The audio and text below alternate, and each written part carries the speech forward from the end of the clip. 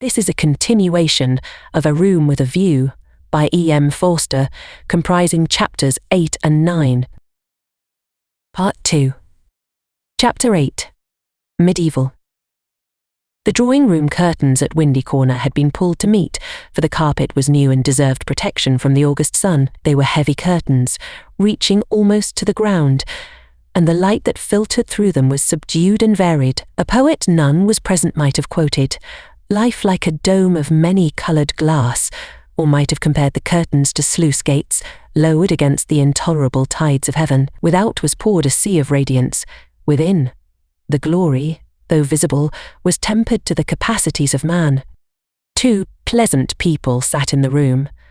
One, a boy of 19, was studying a small manual of anatomy, and peering occasionally at a bone which lay upon the piano. From time to time he bounced in his chair and puffed and groaned, for the day was hot and the print small, and the human frame fearfully made, and his mother, who was writing a letter, did continually read out to him what she had written, and continually did she rise from her seat and part the curtains so that a rivulet of light fell across the carpet, and make the remark that they were still there. "Where aren't they?" said the boy, who was Freddie, Luke's brother. "I tell you I'm getting fairly sick. For goodness sake, go out of my drawing-room." "Then?" cried Mrs. Honeychurch, who hoped to cure her children of slang by taking it literally. Freddie did not move or reply. "And I think things are coming to a head," she observed, rather wanting her son's opinion on the situation, if she could obtain it without undue supplication. Time they did. Add. I am glad that Cecil is asking her this once more. It's his third go, isn't it? Freddie, I do call the way you talk unkind. I didn't mean to be unkind. Then he added, "But I do think Lucy might have got this off her chest in Italy. I don't know how girls manage things, but she can't have said no properly before, or she wouldn't have to say it again now. Over the whole thing I can't explain, I do feel so uncomfortable." "Ah, do you indeed, dear? How interesting." "I feel never mind." He returned to his work. "Just listen to what I have written to Mrs. Vyse," I said, "dear Miss of Bizes." "Yes, mother, you told me. A jolly good letter."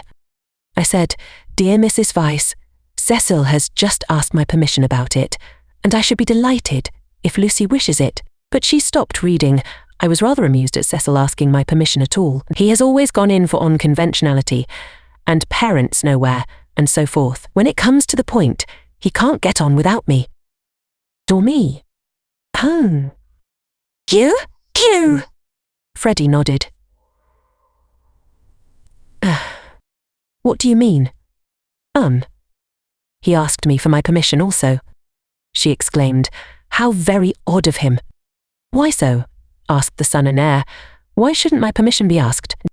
What do you know about Lucy or girls or anything? Whatever did you say?" I said to Cecil, "Take her or leave her. It's no business of mine." What a helpful answer. But her own answer, though more normal in its wording, had been to the same effect. "The bother is this," began Freddie. Then he took up his work again, too shy to say what the bother was. Mrs. Honeychurch went back to the window. "Freddie, you must come. There they still are." "I don't see you ought to go peeping like that." "Peeping like that? Can't I look out of my own window?" But she returned to the writing table, observing as she passed her son, "Still page 322, Freddie snorted and turned over 2 leaves. For a brief space they were silent. Close by, beyond the curtains, the gentle murmur of a long conversation had never ceased. "The bother is this, I have put my foot in it with Cecil most awfully." He gave a nervous gulp. "Not content with permission, which I did give, that is to say," I said, "I don't mind a well. Not content with that, he wanted to know whether I wasn't off my head with joy. He practically put it like this: wasn't it a splendid thing for Lucy and for Windy Corner generally if he married her? And he would have an answer, he said. It would strengthen his hand." "So I hope you gave a careful answer, dear." I answered no, said the boy, grinding his teeth. "There, fly into a stew. I can't help it, had to say it. I had to say no. He ought never to have asked me." "Ridiculous child," cried his mother. "You think you're so holy and truthful, but really it's only abominable conceit. Do you suppose that a man like Cecil would take the slightest notice of anything you say? I hope he boxed your ears. How dare you say no? Oh, do keep quiet, Mother. I had to say no when I couldn't say yes. I tried to laugh as if I didn't mean what I said, and as Cecil laughed too and went away. It may be all right, but I feel my foot's in it. Oh, do keep quiet, though, and let a man do some work. No, said Mrs. Honeychurch, with the air of one who has considered the subject. I shall not keep quiet. You know all that has passed between them in Rome. You know why he is down here. And yet you deliberately insult him, and try to turn him out of my house. Not a bit, he pleaded. I only let out I didn't like him. I don't hate him, but I don't like him. What I mind is that he'll tell Lucy. He glanced at the curtains dismally. Well, I like him, said Mrs. Honeychurch. I know his mother. He's good, he's clever, he's rich, he's well connected. Oh, you needn't kick the piano. He's well connected, I'll say it again if you like. He's well connected. She paused, as if rehearsing her eulogy, but her face remained dissatisfied, she added, and he has beautiful manners. I liked him till just now. I suppose it's having him spoiling Lucy's first week at home, and it's also something that Mr. Beebe said, not knowing. Mr. Beebe, said his mother, trying to conceal her interest. I don't see how Mr. Beebe comes in. You know Mr. Beebe's funny way, when you never quite know what he means, he said. Mr. Vyse is an ideal bachelor. I was very cute. I asked him what he meant. He said, oh, he's like me better detached. I couldn't make him say any more. But it set me thinking. Since Cecil has come after Lucy, he hasn't been so pleasant. At least I can't explain. You never can, dear. But I can. You are jealous of Cecil because he may stop Lucy knitting you silk ties. The explanation seemed plausible, and Freddie tried to accept it. But at the back of his brain there lurked a dim mistrust. Cecil praised one too much for being athletic. Was that it? Cecil made one talk in one's own way. This tired one. Was that it? And Cecil was the kind of fellow who would never wear another fellow's cap. Unaware of his own profundity, Freddie checked himself. He must be jealous, or he would not dislike a man for such foolish reasons. Will this do? Called his mother. Dear Mrs. Vyse, Cecil has just asked my permission about it, and I should be delighted if Lucy wishes it. Then I put in at the top, and I have told Lucy so. I must write the letter out again, and I have told Lucy so. But Lucy seems very uncertain, and in these days young people must decide for themselves. I said that because I didn't want Mrs. Vyse to think us old-fashioned. She goes in for lectures and improving her mind, and all the time a thick layer of flue under the beds, and these dirty thumb marks where you turn on the electric light. She keeps that flat abominably. Suppose Lucy marries Cecil, would she live in a flat or in the country? I don't interrupt so foolishly. Where was I? Oh yes, young people must decide for themselves. I know that Lucy likes your son because she tells me everything, and she wrote to me from Rome when he asked her first. No, I'll cross that last bit out, it looks patronising. I'll stop her because she tells me everything. Or shall I cross that out too? Cross it out too, said Freddie. Sis Miss Honeychurch left it in. Then the whole thing runs. Dear Mrs. Vyse ... de Cecil has just asked my permission about it, and I should be delighted if Lucy wishes it, and I have told Lucy so. But Lucy seems very uncertain, and in these days young people must decide for themselves. I know that Lucy likes your son, because she tells me everything, but I do not know. Look out, cried Freddie.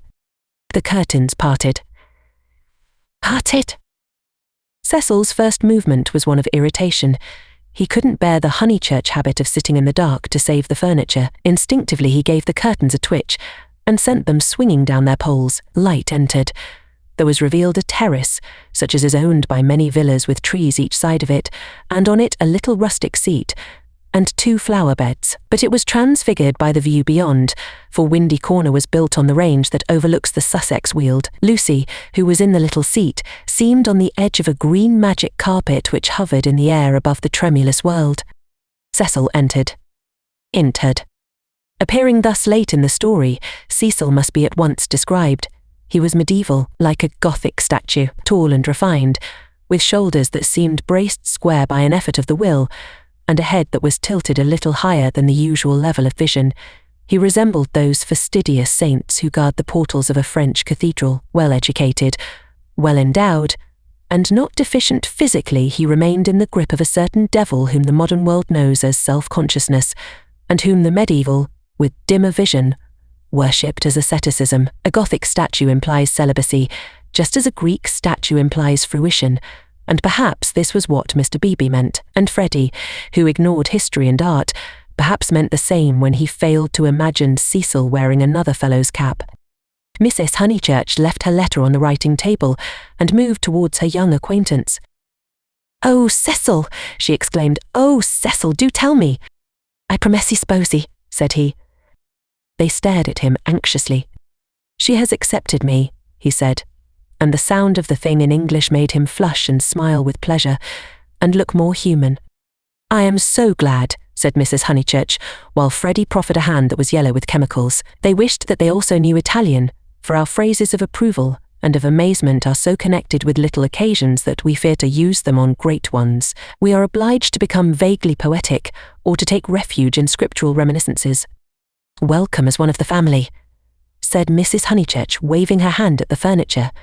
"This is indeed a joyous day. I feel sure that you will make our dear Lucy happy." "I hope so," replied the young man, shifting his eyes to the ceiling. We mothers simpered Mrs. Honeychurch, and then realized that she was affected, sentimental, bombastic, all the things she hated most. Why could she not be Freddie, who stood stiff in the middle of the room, looking very cross and almost handsome? "I say, Lucy," called Cecil, for conversation seemed to flag. Lucy rose from the seat. She moved across the lawn and smiled in at them, just as if she was going to ask them to play tennis. Then she saw her brother's face. Her lips parted, and she took him in her arms. He said, "Steady on." "Not a kiss for me?" asked her mother. Lucy kissed her also. "Would you take them into the garden and tell Mrs. Honeychurch all about it?" Cecil suggested, "and I'd stop here and tell my mother." "We go with Lucy?" said Freddie, as if taking orders. "Yes, you go with Lucy." They passed into the sunlight. Cecil watched them cross the terrace and descend out of sight by the steps. They would descend, he knew their ways, past the shrubbery and past the tennis lawn and the dahlia bed, until they reached the kitchen garden, and there, in the presence of the potatoes and the peas, the great event would be discussed. Smiling indulgently, he lit a carrot and rehearsed the events that had led to such a happy conclusion. He had known Lucy for several years, but only as a commonplace girl who happened to be musical. He could still remember his depression that afternoon at Rome when she and her terrible cousin fell on him out of the blue and demanded to be taken to St. Peter's. That day she had seemed a typical tourist shrill, crude and gaunt with travel, but Italy worked some marvel in her. It gave her light, and which he held more precious it gave her shadow. Soon he detected in her a wonderful reticence. She was like a woman of Leonardo da Vinci's whom we love not so much for herself as for the things that she will not tell us. Though say, oh, the things are assuredly not of this life. No woman of Leonardo's could have anything so vulgar as a story. She did develop most wonderfully day by day. So it happened that from patronizing civility he had slowly passed, if not to passion, at least to a profound uneasiness. Already at Rome he had hinted to her that they might be suitable for each other. It had touched him greatly that she had not broken away at the suggestion. Her refusal had been clear and gentle. After it, as the horrid phrase went, she had been exactly the same to him as before. 3 months later, on the margin of Italy, among the flower-clad Alps, he had asked her again in bald, traditional language. She reminded him of a Leonardo more than ever. Her sunburnt features were shadowed by fantastic rock. At his word she had turned, and stood between him and the light with immeasurable plains behind her. He walked home with her unashamed, feeling not at all like a rejected suitor. The things that really mattered were unshaken. So now he had asked her once more, and clear and gentle as ever, she had accepted him, giving no coy reasons for her delay, but simply saying that she loved him and would do her best to make him happy. His mother, too, would be pleased. She had counselled the step he must write her a long account. Glancing at his hand, in case any of Freddie's chemicals had come off on it, he moved the writing table. There he saw dear Mrs. Weiss, followed by many Arishes. He recoiled without reading any more, and after a little hesitation sat down elsewhere and penciled a note on his knee. Then he lit another cigarette, which did not seem quite as divine as the first, and considered what might be done to make Windy Corner drawing room more distinctive. With that outlook, it should have been a successful room, but the trail of Tottenham Court Road was upon it. He could almost visualise the motor vans of Messrs. Shulbred and Messrs. Maple arriving at the door and depositing this chair, those varnished bookcases, that writing table. The table recalled Mrs. Honeychurch's letter. He did not want to read that letter. His temptations never lay in that direction, but he worried about it nonetheless. It was his own fault that she was discussing him with his mother. He had wanted her support in his third attempt to win Lucy. He wanted to feel that others, no matter who they were, agreed with him, and so he had asked their permission. Mrs. Honeychurch had been civil, but obtuse in essentials, while as for Freddie, he is only a boy, he reflected. I represent all that he despises. Why should he want me for a brother-in-law? The Honeychurches were a worthy family, but he began to realise that Lucy was of another clay, and perhaps he did not put it very definitely. He ought to introduce her into more congenial circles as soon as possible. "Mr. Beebe," said the maid, and the new rector of Summer Street was shown in. He had at once started on friendly relations, owing to Lucy's praise of him in her letters from Florence. Cecil greeted him rather critically. "I've come for tea, Mr. Vyse. Do you suppose that I shall get it?" "I should say so. Food is the thing one does get here. Don't sit in that chair. Young Honeychurch has left a bone in it." "Pee-wee? Aye." "I know," said Cecil. "I know. I can't think why Mrs. Honeychurch allows it." For Cecil considered the bone and the Maples furniture separately. He did not realise that, taken together, they kindled the room into the life that he desired. "I've come for tea and for gossip. Isn't this news?" "News? I don't understand you," said Cecil. "News?" Mr. Beebe, whose news was of a very different nature, prattled forward. "I met Sir Harry Otway as I came up. I have every reason to hope that I am first in the field. He has bought Cissy and Albert from Mr. Flack." "Has he indeed?" said Cecil, trying to recover himself. Into what a grotesque mistake had he fallen? Was it likely that a clergyman and a gentleman would refer to his engagement in a manner so flippant? But his stiffness remained, and, though he asked who Cissy and Albert might be, he still thought Mr. Beebe rather a bounder. Unpardonable question. To have stopped a week at Windy Corner, and not to have met Cissy and Albert, the semi-detached villas that have been run up opposite the church. "I'll set Mrs. Honeychurch after you." "I'm shockingly stupid over local affairs," said the young man languidly. "I can't even remember the difference between a parish council and a local government board. Perhaps there is no difference, or perhaps those aren't the right names. I only go into the country to see my friends and to enjoy the scenery. It is very remiss of me. Italy and London are the only places where I don't feel to exist on sufferance."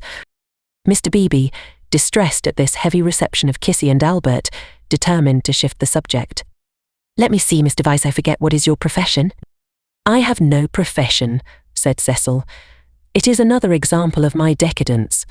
My attitude, quite an indefensible one, is that so long as I am no trouble to anyone, I have a right to do as I like. I know I ought to be getting money out of people, or devoting myself to things I don't care a straw about, but somehow I've not been able to begin." "You are very fortunate," said Mr. Beebe. "It is a wonderful opportunity, the possession of leisure." His voice was rather parochial, but he did not quite see his way to answering naturally. He felt, as all who have regular occupation must feel, that others should have it also. "I am glad that you approve. I daren't face the healthy person, for example, Freddie Honeychurch." "Oh, Freddie's a good sort, isn't he? Admirable. The sort who has made England what she is." Cecil wondered at himself. Why, on this day of all others, was he so hopelessly contrary? He tried to get right by inquiring effusively after Mr. Beebe's mother, an old lady for whom he had no particular regard. Then he flattered the clergyman, praised his liberal-mindedness, his enlightened attitude towards philosophy and science. "Where are the others?" said Mr. Beebe at last. "I insist on extracting tea before evening service." "I suppose Anne never told them you were here. In this house one is so coached in the servants the day one arrives. The fault of Anne is that she begs your pardon when she hears you perfectly, and kicks the chair legs with her feet. The faults of Mary, I forget the faults of Mary, but they are very grave. Shall we look in the garden? I know the faults of Mary. She leaves the dustpan standing on the stairs. The fault of Euphemia is that she will not, simply will not, chop the suet sufficiently small." They both laughed, and things began to go better. "The The faults of Freddie, Cecil continued. Ah, he has too many. No one but his mother can remember the faults of Freddie. Try the faults of Miss Honeyes. She has none, said the young man with grave sincerity. I quite agree. At present she has none. At present? Tim. I'm not cynical. I'm only thinking of my pet theory about Miss Honeychurch. Does it seem reasonable that she should play so wonderfully and live so quietly? I suspect that one day she will be wonderful in both. The watertight compartments in her will break down, and music and life will mingle. Then we shall have her heroically good, heroically bad, too heroic perhaps to be good or bad. Cecil found his companion interesting. Hasting. And at present you think her not wonderful as far as life goes? Well, I must say I've only seen her at Tunbridge Wells, where she was not wonderful, and at Florence. Since I came to Summer Street she has been away. You saw her, didn't you, at Rome and in the Alps? Oh, I forgot, of course, you knew her before. No, she wasn't wonderful in Florence either, but I kept on expecting that she would be. In what way? Conversation had become agreeable to them, and they were pacing up and down the terrace. I could as easily tell you what tune she'll play next. There was simply the sense that she had found wings and meant to use them. I can show you a beautiful picture in my Italian diary. Miss Honeychurch as a kite, Miss Bartlett holding the string. Picture number 2. The string breaks. The sketch was in his diary, but it had been made afterwards when he viewed things artistically. At the time he had given surreptitious tugs to the string himself. But the string never broke. No, I mightn't have seen Miss Honeychurch rise, but I should certainly have heard Miss Bartlett fall. It has broken now, said the young man in low, vibrating tones. Immediately he realized that of all the conceited, ludicrous, contemptible ways of announcing an engagement, this was the worst. He cursed his love of metaphor, had he suggested that he was a star, and that Lucy was soaring up to reach him. Broken? What do you mean? I meant, said Cecil stiffly, that she is going to marry me. The clergyman was conscious of some bitter disappointment which he could not keep out of his voice. I am sorry, I must apologize. I had no idea you were intimate with her, or I should never have talked in this flippant, superficial way. Mr. Vyse, you ought to have stopped me. And down the garden he saw Lucy herself. Yes, he was disappointed. Cecil, who naturally preferred congratulations to apologies, drew down his mouth at the corners. Was this the reception his action would get from the world? Of course, he despised the world as a whole. Every thoughtful man should. It is almost a test of refinement. But he was sensitive to the successive particles of it which he encountered. Occasionally he could be quite crude. I am sorry I have given you a shock, he said dryly. I fear that Lucy's choice does not meet with your approval. Not that, but you ought to have stopped me. I know Miss Honeychurch only a little as time goes. Perhaps I oughtn't to have discussed her so freely with anyone, certainly not with you. You are conscious of having said something indiscreet? Mr. Beebe pulled himself together. Really, Mr. Vyse had the art of placing one in the most tiresome positions. He was driven to use the prerogatives of his profession. No, I have said nothing indiscreet. I foresaw at Florence that her quiet, uneventful childhood must end, and it has ended. I realized dimly enough that she might take some momentous step. She has taken it. She has learnt she will let me talk freely. As I have begun freely, she has learnt what it is to love. The greatest lesson, some people will tell you, that our earthly life provides. It was now time for him to wave his hat at the approaching trio. He did not omit to do so. She has learnt through you, and if his voice was still clerical, it was now also seer. Let it be your care that her knowledge is profitable to her. Grazie tanti, said Cecil, who did not like parsons. Have you heard? Shouted Mrs. Honeychurch as she toiled up the sloping garden. Oh, Mr. Beebe, have you heard the news? Freddie, now full of geniality, whistled the wedding march. Youth seldom criticizes the accomplished fact. Indeed, I have, he cried. He looked at Lucy.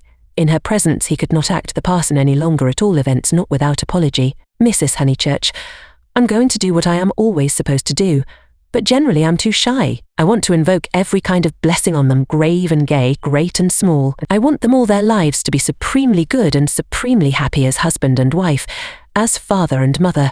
And now I want my tea. Ah, you only asked for it just in time, the lady retorted. "How dare you be serious at Windy Corner?" He took his tone from her. There was no more heavy beneficence, no more attempts to dignify the situation with poetry or the scriptures. None of them dared or was able to be serious anymore. An engagement is so potent a thing that sooner or later it reduces all who speak of it to this state of cheerful awe. Away from it in the solitude of their rooms, Mr. Beebe, and even Freddie, might again be critical, but in its presence and in the presence of each other, they were sincerely hilarious. It has a strange power, for it compels not only the lips but the very heart. The chief parallel to compare one great thing with another is the power over us of a temple of some alien creed. Standing outside, we deride or oppose it, or at the most feel sentimental. Inside, though the saints and gods are not ours, we become true believers, in case any true believer should be present. So it was that after the gropings and the misgivings of the afternoon they pulled themselves together and settled down to a very pleasant tea party. If they were hypocrites, they did not know it, and their hypocrisy had every chance of setting and of becoming true. Anne, putting down each plate, as if it were a wedding present, stimulated them greatly. They could not lag behind that smile of hers which she gave them ere she kicked the drawing-room door. Mr. Beebe chirruped. Freddie was at his wittiest, referring to Cecil as the fiasco family-honoured Panon fiancée, Mrs. Honeychurch, amusing and portly, promised well as a mother-in-law. As for Lucy and Cecil, for whom the temple had been built, they also joined in the merry ritual, but waited as earnest worshippers should, for the disclosure of some holier shrine of joy. Chapter 9. Lucy as a work of art. A few days after the engagement was announced, Mrs. Honeychurch made Lucy and her fiasco come to a little garden party in the neighbourhood, for naturally she wanted to show people that her spasm had her. Cecil was more than presentable, he looked distinguished, and it was very pleasant to see his slim figure keeping step with Lucy, and his long, fair face responding when Lucy spoke to him. People congratulated Miss Honeychurch, which is, I believe, a social blunder, but it pleased her, and she introduced Cecil rather indiscriminately to some stuffy dowagers. At tea a misfortune took place. A cup of coffee was upset over Lucy's figured silk, and though Lucy feigned indifference, her mother feigned nothing of the sort, but dragged her indoors to have the frock treated by a sympathetic maid. So they were gone some time, and Cecil was left with the dowagers. When they returned he was not as pleasant as he had been. "Do you go to much of this sort of thing?" he asked when they were driving home. "Oh, now and then," said Lucy, who had rather enjoyed herself. "Is it typical of country society?" "I suppose so. Mother, would it be?" "Plenty of society," said Mrs. Honeychurch, who was trying to remember the hang of one of the dresses. Seeing that her thoughts were elsewhere, Cecil bent towards Lucy and said, "To me it seemed perfectly appalling, disastrous, portentous. I am so sorry that you were stranded." "Not that, but the congratulations.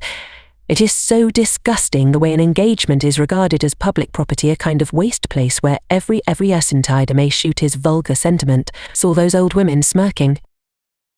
One has to go through it, I suppose. They won't notice us so much next time. But my point is that their whole attitude is wrong. An engagement, horrid word in the first place, is a private matter, and should be treated as such." Yet the smirking old women, however wrong individually, were racially correct. The spirit of the generations had smiled through them, rejoicing in the engagement of Cecil and Lucy because it promised the continuance of life on earth. To Cecil and Lucy it promised something quite different, personal love. Hence Cecil's irritation and Lucy's belief that his irritation was just echt. "How tiresome," she said. "Couldn't you have escaped tennis?" "I don't play tennis, at least, not in public. The neighbourhood is deprived of the romance of me being athletic. Such romance as I have is that of the Inglese Italianato." "Inglese Italianato? Oi? E un diavolo incarnato. You know the proverb?" She did not, nor did it seem applicable to a young man who had spent a quiet winter in Rome with his mother. But Cecil, since his engagement, had taken to effect a cosmopolitan naughtiness which he was far from possessing. "Well," said he, "I cannot help it if they do disapprove of me. There are certain irremovable barriers between myself and them, and I must accept them." "We all have our limitations, I suppose," said wise Lucy. "Sometimes they are forced on us, though," said Cecil, who saw from her remark that she did not quite understand his position. "How? Ox?" It makes a difference, doesn't it, whether we fully fence ourselves in, or whether we are fenced out by the barriers of others. She thought a moment, and agreed that it did make a difference. Difference? Cried Mrs. Honeychurch, suddenly alert. I don't see any difference. Fences are fences, especially when they are in the same place. We were speaking of motives, said Cecil, on whom the interruption jarred. My dear Cecile, look here. She spread out her knees and perched her card case on her lap. Ah, Cis is me. That's Windy Corner. The rest of the pattern is the other people. Motives are all very well, but the fence comes here. We weren't talking of real fences, said Lucy, laughing. Oh, I see, dear poetry. She leant placidly back. Cecil wondered why Lucy had been amused. I tell you who has no fences, as you call them, she said, and that's Mr. Beebe. A parson fenceless would mean a parson defenceless. Lucy was slow to follow what people said, but quick enough to detect what they meant. She missed Cecil's epigram, but grasped the feeling that prompted it. Don't you like Mr. Beebe? She asked thoughtfully. I never said so, he cried. I consider him far above the average. I only denied, and he swept off on the subject of fences again and was brilliant. Now, a clergyman that I do hate, said she, wanting to say something pathetic, a clergyman that does have fences, and the most dreadful ones, is Mr. Eager, the English chaplain at Florence. He was truly insincere, not merely the manner unfortunate. He was a snob, and so conceited, and he did say such unkind things. What sort of things? There was an old man at the Bertolini whom he said had murdered his wife. Perhaps he had. No, artis mofer. Artise, entig shake. Why no? I know. He was such a nice old man, I'm sure. Cecil laughed at her feminine inconsequence. Well, I did try to sift the thing. Mr. Eager would never come to the point. He prefers it vague, said the old man had practically murdered his wife, had murdered her in the sight of God. Hush, dear, said Mrs. Honeychurch absently. But isn't it intolerable that a person whom we're told to imitate should go round spreading slander? It was, I believe, chiefly owing to him that the old man was dropped. People pretended he was vulgar, but he certainly wasn't that. Poor old man. What was his name? Harris, said Lucy glibly. Let's hope that Mrs. Harris there warn't no cis person, said her mother. Cecil nodded intelligently. Isn't Mr. Eager parson of the cultured type? He asked. I don't know. I hate him. I've heard him lecture on Giotto. I hate him. Nothing can hide a petty nature. I hate him. My goodness gracious me, child, said Miss Honeychurch. You'll blow my head off. Whatever is there to shout over? I forbid you and Cecil to hate any more clergymen. He smiled. There was indeed something rather incongruous in Lucy's moral outburst over Mr. Eager. It was as if one should see the Leonardo on the ceiling of the Sistine. He longed to hint to her that not here lay her vocation, that a woman's power and charm reside in mystery, not in muscular rant. But possibly rant is a sign of vitality. It mars the beautiful creature, but shows that she is alive. After a moment he contemplated her flushed face and excited gestures with a certain approval. He forbore to repress the sources of youth. Nature, simplest of topics, he thought lay around them. He praised the pine woods, the deep lasts of bracken, the crimson leaves that spotted the hurt bushes, the serviceable beauty of the turnpike road. The outdoor world was not very familiar to him, and occasionally he went wrong in a question of fact. Miss Honeychurch's mouth twitched when he spoke of the perpetual green of the larch. I count myself a lucky person, he concluded. When I'm in London, I feel I could never live out of it. When I'm in the country, I feel the same about the country. After all, I do believe that birds and trees and the sky are the most wonderful things in life, and that the people who live amongst them must be the best. It's true that in 9 cases out of 10 they don't seem to notice anything. The country gentleman and the country labourer are each in their way the most depressing of companions, yet they may have a tacit sympathy with the workings of nature which is denied to us of the town. Do you feel that, Miss Honeychurch? Mrs. Honeychurch started and smiled. She had not been attending. Cecil, who was rather crushed on the front seat of the Victoria, felt irritable and determined not to say anything interesting again. Lucy had not attended either. Her brow was wrinkled, and she still looked furiously cross the result. He concluded, of too much moral gymnastics. It was sad to see her thus blind to the beauties of an August wood. "Come down, O maid, from yonder mountain height," he quoted, and touched her knee with his own. She flushed again and said, "What height?" "Come down, O maid, from yonder mountain height." "What pleasure lives in height?" the shepherd sang. "In height and in the splendour of the hills. Let us take Mrs. Honeychurch's advice and hate clergymen no more. What's this place?" "Summer Street, of course," said Lucy, and roused herself. The woods had opened to leave space for sloping triangular meadow. Pretty cottages lined it on two sides, and the up and third side was occupied by a new stone church, expensively simple. A charming shingled spire. Mr. Beebe's house was near the church. In height it scarcely exceeded the cottages. Some great mansions were at hand, but they were hidden in the trees. The scene suggested a Swiss Alp, rather than the shrine and centre of a leisured world, and was marred only by two ugly little villas, the villas that had competed with Cecil's engagement, having been acquired by Sir Harry Otway the very afternoon that Lucy had been acquired by Cecil.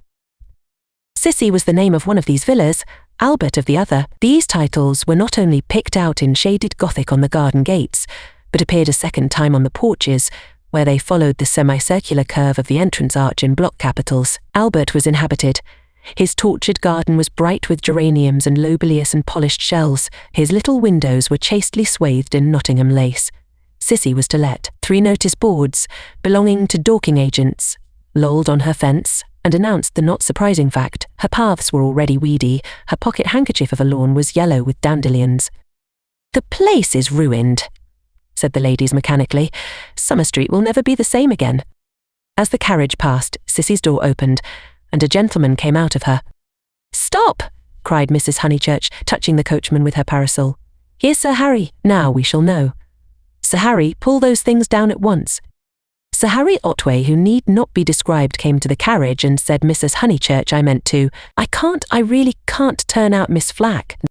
Am I not always right? She ought to have gone before the contract was signed. Does she still live rent-free, as she did in her nephew's time? But what can I do?" He lowered his voice. "An old lady, so very vulgar and almost bedridden." "Turn her out," said Cecil bravely. Sir Harry sighed and looked at the villas mournfully. He had had full warning of Mr. Flack's intentions, and might have bought the plot before building commenced, but he was apathetic and dilatory. He had known Summer Street for so many years that he could not imagine it being spoilt. Not till Mrs. Flack had laid the foundation stone, and the apparition of red and cream brick began to rise, did he take alarm. He called on Mr. Flack, the local builder, a most reasonable and respectful man who agreed that tiles would have made more artistic roof, but pointed out that slates were cheaper. He ventured to differ, however, about the Corinthian columns which were to cling like leeches to the frames of the bow windows, saying that, for his part, he liked to relieve the façade by a bit of decoration. Sir Harry hinted that a column, if possible, should be structural as well as decorative. Mr. Flack replied that all the columns had been ordered, adding, "and all the capitals different, one with dragons in the foliage, another approaching to the Ionian style, another introducing Mrs. Flack's initials, every one different." For he had read his Ruskin. He built his villas according to his desire, and not until he had inserted an immovable aunt into one of them did Sir Harry buy. This futile and unprofitable transaction filled the night with sadness as he leant on Mrs. Honeychurch's carriage. He had failed in his duties to the countryside, and the countryside was laughing at him as well. He had spent money, and yet Summer Street was spoilt as much as ever. All he could do now was to find a desirable tenant for Kiss's old bachine, really desirable.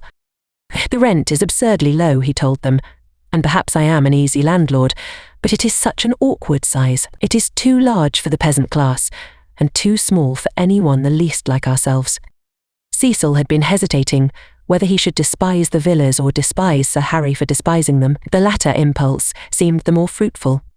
"You ought to find a tenant at once," he said maliciously. "It would be a perfect paradise for a bank clerk." "Exactly," said Sir Harry excitedly.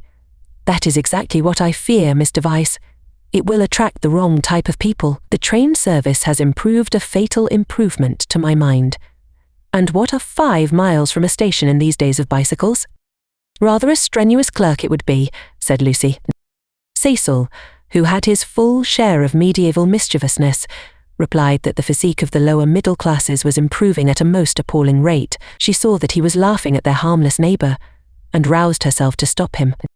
"Sir Harry," she exclaimed, "I have an idea. How would you like spinsters?" "My dear Lucy, it would be splendid. Do you know any such?" "Yes, I met them abroad." "Gentlewomen?" he asked tentatively. "Yes, indeed, and at the present moment homeless. I heard from them last week, Miss Teresa and Miss Catherine Allen. I'm really not joking. They are quite the right people. Mr. Beebe knows them too. May I tell them to write to you?" "Indeed you may," he cried. "Here we are with the difficulty solved already. How delightful it is. Extra facilities, please tell them they shall have extra facilities, for I shall have no agents' fees. Oh, the agents, the appalling people they have sent me. One woman, when I wrote a tactful letter, asking her to explain her social position to me, replied that she would pay the rent in advance, as if one cares about that, and several references I took up were most unsatisfactory people, swindlers, or not respectable. And oh, the deceit! I have seen a good deal of the seamy side this last week, the deceit of the most promising people. My dear Lucy, the deceit." She nodded. "Esbiel Tainersdays bought her. My advice," put in Miss Honeychurch, "is to have nothing to do with Lucy and her decayed gentlewomen at all. I know the type. Preserve me from people who have seen better days, and bring heirlooms with them that make the house smell stuffy. It's a sad thing, but I'd far rather let to someone who is going up in the world than to someone who has come down." "I think I follow you," said Sir Harry, "but it is, as you say, a very sad thing." "The Mrs. Allen aren't that," cried Lucy. "Yes, they are," said Cecil. "I haven't met them, but I should say they were a highly unsuitable addition to the neighbourhood." "Don't listen to him, Sir Harry, he's tiresome." "It's I who am tiresome," he replied. "I ought to come with my troubles to young people, but really I am so worried. And Lady Otway will only say that I cannot be too careful, which is quite true, but no real help." "Then may I write to my Mrs. Allen?" "Please, please." But his eye wavered when Mrs. Honeychurch exclaimed, "Beware, they are certain to have canaries. Sir Harry, beware of canaries, they spit the seed out through the bars of the cages, and then the mice come. Beware of women altogether. Only let to a man." "Really," he murmured gallantly, though he saw the wisdom of her remark. "Men don't gossip over teacups. If they get drunk, there's an end of them. They lie down comfortably and sleep it off. If they're vulgar, they somehow keep it to themselves. It doesn't spread so. Give me a man, of course, provided he's clean." Sir Harry blushed. Neither he nor Cecil enjoyed these open compliments to their sex. Even the exclusion of the dirty did not leave them much distinction. He suggested that Miss S. Honeychurch, if she had time, should descend from the carriage and inspect Cissy for herself. She was delighted. Nature had intended her to be poor and to live in such a house. Domestic arrangements always attracted her, especially when they were on a small scale. Cecil pulled Lucy back as she followed her mother. "Mrs. Honeychurch," he said, "what if we two walk home and leave you?" "Certainly," was her cordial reply. Sir Harry likewise seemed almost too glad to get rid of them. He beamed at them knowingly, said, "Ah, young people," and then hastened to unlock the house. "Hopeless vulgarian," exclaimed Cecil, almost before they were out of earshot. "Oh, Cecil, I can't help it. It would be wrong not to loathe that man. He isn't clever, but really he is nice. No, Lucy, he stands for all that is bad in country life. In London he would keep his place. He would belong to a brainless club, and his wife would give brainless dinner parties. But down here he acts the little god with his gentility and his patronage and his sham aesthetics, and every one, even your mother, is taken in." "All that you say is quite true," said Lucy, though she felt discouraged. "I wonder whether it matters so very much." "It matters supremely. Sir Harry is the essence of that garden party. Oh goodness, how cross I feel. How I do hope he'll get some vulgar tenant in that villesome woman, so really vulgar that he'll notice it. Gentlefolks. Ugh, with his bald head and retreating chin, but let's forget him." This Lucy was glad enough to do. If Cecil disliked Sir Harry Otway and Mr. Beebe, what guarantee was there that the people who really mattered to her would escape? For instance, Freddie. Freddie was neither clever, nor subtle, nor beautiful, and what prevented Cecil from saying, Any minute, it would be wrong not to loathe Freddie. And what would she reply? Further than Freddie she did not go, but he gave her anxiety enough. She could only assure herself that Cecil had known Freddie some time, and that they had always got on pleasantly, except, perhaps, during the last few days, which was an accident, perhaps. "Which way shall we go?" she asked him. Nature's simplest of topics, she thought, was around them. Summer Street lay deep in the woods, and she had stopped where a footpath diverged from the high road. "Are there two ways?" "How?" "Perhaps the road is more sensible, as we're got up smart." "Ah, I'd rather go through the wood," said Cecil, with that subdued irritation that she had noticed in him all the afternoon. "Why is it, Lucy, that you always say the road? Do you know that you have never once been with me in the fields or the woods since we were engaged?" "Haven't I?" "The wood, then," said Lucy, startled at his queerness, but pretty sure that he would explain later. It was not his habit to leave her in doubt as to his meaning. She led the way into the whispering pines, and sure enough he did explain before they had gone a dozen yards. "I had got an idea, I dare say wrongly, that you feel more at home with me in a room." "A room?" she echoed, hopelessly bewildered. "Yes, or at the most in a garden or on a road, never in the real country like this." "Oh, Cecil, whatever do you mean? I have never felt anything of the sort. You talk as if I was a kind of poetess sort of person." "I don't know that you aren't. I connect you with a view, a certain type of view. Why shouldn't you connect me with a room?" She reflected a moment, and then said, laughing, "Do you know that you're right?" "I do. I must be a poetess after all. When I think of you, it's always as in a room. How funny." To her surprise, he seemed annoyed. "A drawing room, pray? With no view?" "Yes, with no view, I fancy. Why not?" "I'd rather," he said reproachfully, "that you connected me with the open air." She said again, "Oh, Cecil, whatever do you mean?" As no explanation was forthcoming, she shook off the subject as too difficult for a girl, and led him further into the wood, pausing every now and then at some particularly beautiful or familiar combination of the trees. She had known the wood between Summer Street and Windy Corner ever since she could walk alone.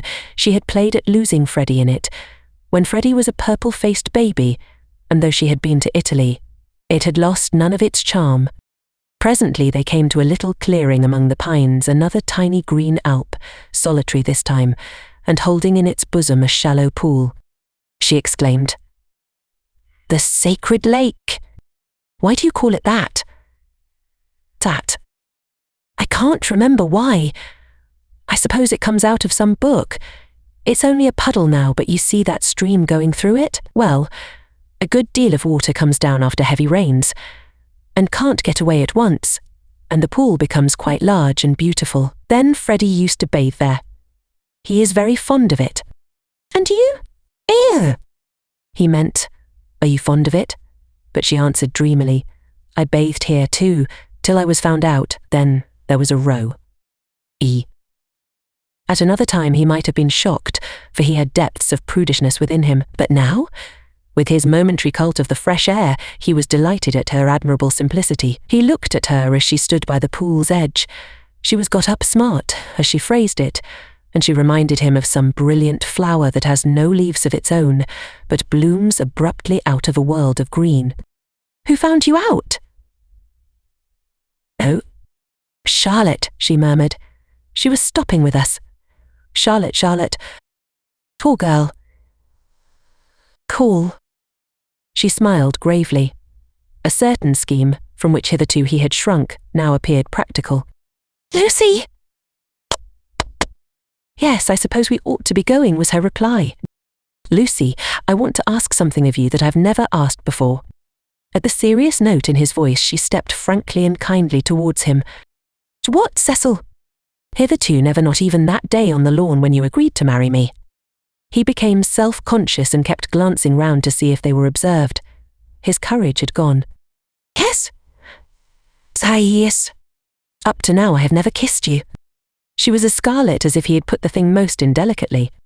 "No more you have," she stammered. "Then I ask you, may I now?" "Of course you may, Cecil. You might before. I can't run at you, you know." At that supreme moment he was conscious of nothing but absurdities. Her reply was inadequate. She gave such a business-like lift to her veil. As he approached her, he found time to wish that he could recoil. As he touched her, his gold pince-nez became dislodged and was flattened between them. Such was the embrace. He considered, with truth, that it had been a failure. Passion should believe itself irresistible. It should forget civility and consideration and all the other curses of a refined nature. Above all, it should never ask for leave where there is a right of way. Why could he not do as any labourer or navine, as any young man behind the counter would have done? He recast the scene. Lucy was standing flower-like by the water. He rushed up and took her in his arms. She rebuked him, permitted him and revered him ever after for his manliness, for he believed that women revere men for their manliness. They left the pool in silence. After this one salutation, he waited for her to make some remark which should show him her inmost thoughts. At last she spoke, and with fitting gravity. Emerson was the name, not Harris. What name? The old man's. What old man? That old man I told you about, the one Mr. Eager was so unkind to. He could not know that this was the most intimate conversation they had ever had. This concludes the 4th part of 8 total of A Room with a View by E. M. Forster, produced by Best Audio Books for free.